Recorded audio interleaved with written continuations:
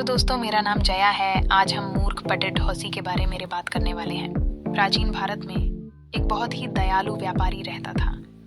वह निर्धन लोगों को पैसे दान करता था और अपने दोस्तों की हमेशा मदद करता था। उस व्यापारी ने एक दिन अपना सारा पैसा और पैसे के साथ अपनी ख्याति भी खो दी। उसके दोस्त उसे अनदेखा करने लगे। इन सब से तंग आकर एक रात उसने सोचा, मैंने सब कुछ खो दिया, कोई मेरे साथ नहीं है, मुझे मर जाना चाहिए। ये सोचते सोचते उसे गहरी नींद आ गई। सोते हुए उसने एक सपना देखा।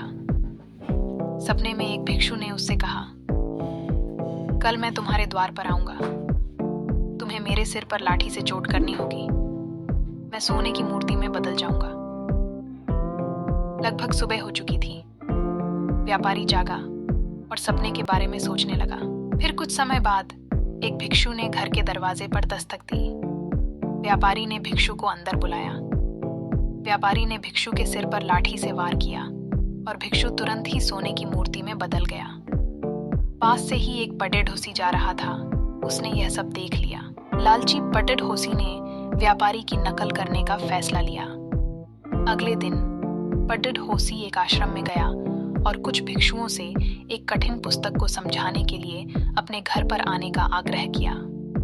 भिक्षुओं ने उसका आग्रह स्वीकार कर लिया। अगले दिन कई भिक्षु उस पटेट हौसी के घर आए। उसने अपने घर का द्वार बंद कर दिया और भिक्षुओं के सिर पर लाठी से प्रहार करना शुरू कर दिया। जब एक भी भिक्षु सोने की मूर्ति में नहीं बदला तो पटेट हौसी निराश हो गया। पटेट हौसी को भिक्षुओं पर हमला करने के अपराध में बंदी बना लिया गया। पटेट हौसी ने अपने कृत्य के लिए व्यापारी को दोषी ठहराया। राजा ने व्यापारी को राज दरबार में बुलाया। व्यापारी ने राजा को अपने सपने के बारे में सब कुछ बता दिया। उसने कहा, महाराजा, मैंने पटेट हौसी से भिक्षुओं पर हमला करने के लिए नहीं कहा। पटेट हौसी को यह मूर्खता करने से पहले इसके दुष्परिणामों के बारे में सोचना चाहिए था। राजा व्यापारी की बात से सहमत था, अतः उसने व्यापारी को मुक्त कर दिया और सैनिकों से मूर्ख पटेट हौसी को कारागार में डालने का आदेश दिया।